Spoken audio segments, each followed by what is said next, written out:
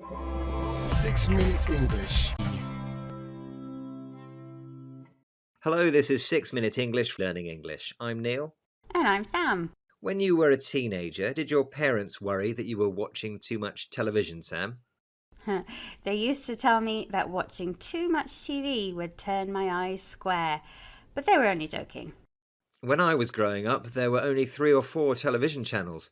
For parents today, there are hundreds of TV channels to worry about, not to mention the internet, video games, and social media.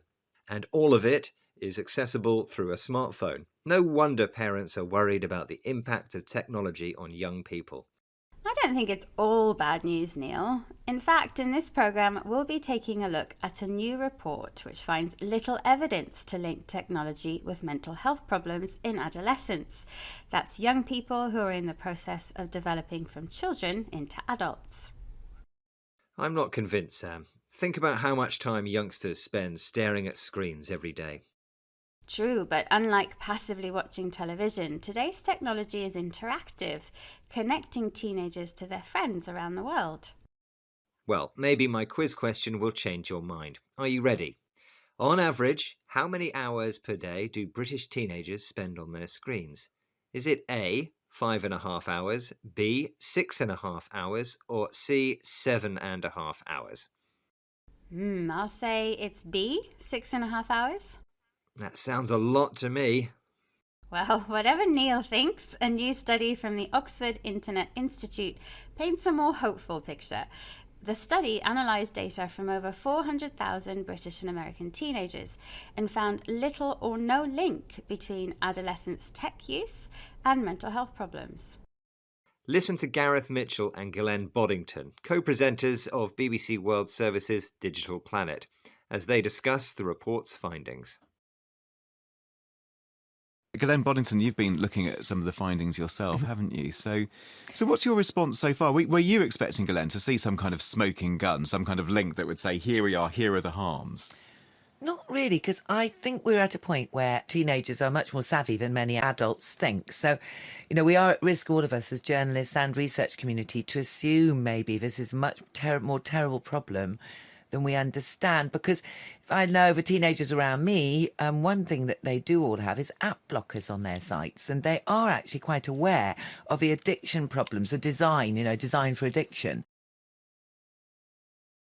Many people assume that social media harms teenagers, so Gareth asked Ghislaine whether she was expecting to find a smoking gun in the report. The expression "a smoking gun" means evidence that proves something is true. For example, evidence proving that technology is harmful to young people. But Ghislaine doesn't think this is true. Actually, she calls teenagers savvy, meaning that they have practical knowledge of technology and a good understanding of how to use it. One example of teenagers being technologically savvy is their use of app blockers, software that prevents unwanted apps and websites from popping up and allows users to set timers which limit screen time. And reducing screen time is important because nowadays most video games and social media are designed for addiction, intended to manipulate human psychology to make the user want to keep playing. But it seems that today's adolescents are savvy enough to know how to use electronic devices sensibly. How else can we explain the fact that, according to this research, there's no clear link between using tech and mental health problems? Yes, that's certainly the view of the research team leader, Dr. Matty Vore. Here he is speaking with BBC World Service programme Digital Planet about an interesting and very modern term. See if you can hear it. We often hear the term digital native. You grow up with a device in your hand almost, and then it's not a surprise that you are skilled in using those technologies to your benefit. Did you hear the expression Dr. Vore used, Sam? Yes, he called teenagers digital natives, meaning someone who is very familiar and comfortable using computers and digital technology because they've grown up with them. So maybe there are benefits to spending hours looking at screens after all. In my quiz question, I asked Sam about the average daily screen time for British teenagers. I said it was B, 6.5 hours. Which was the correct answer. Very savvy of you, Sam. Okay, let's recap the vocabulary from this program about the impact of tech on adolescents. That's young people who are developing into adults. Today's adolescents are digital natives, people who are very familiar with digital technology because they've grown up with it. If you are savvy, you have a good practical understanding of something. A smoking gun refers to information or evidence that proves that something is true. An app blocker is software that blocks pop-up apps and websites and allows users to set screen time limits.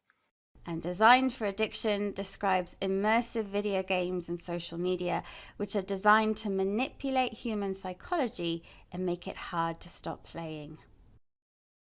That's all for this program, but if you're interested in the issues around digital technology and want to find out more, then why not visit the BBC Digital Planet website or follow them on their Twitter handle @Digital Planet. Bye for now. Goodbye. 6 Minute English. Learning English.